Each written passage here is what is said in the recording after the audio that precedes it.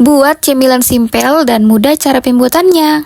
Ayo kita buat. Ini pertama kali saya bikin roti goreng atau brot goreng. Dan hasilnya tidak mengecewakan. Ini DP bahan-bahan saya mau kasih siapkan. Langsung saja saya masukkan dalam loyang. 500 gram tepung terigu, 250 gram gula pasir, 1 butir telur, 1/2 SDM ragi, 50 gram margarin cair. Lalu aduk sebentar bahan keringnya. Setelah tercampur, masukkan air hangat secara bertahap. Untuk air hangatnya saya pakai 350 sampai 450 ml. Aduk-aduk sampai semua bahan tercampur rata, lalu diamkan selama 1 jam. Ini sudah 1 jam adonan didiamkan, lalu diaduk biar udara yang terperangkap keluar. Lanjut digoreng. Caranya seperti di video, goreng di minyak panas api sedang. Hasilnya cantik dan rasanya tidak mengecewakan.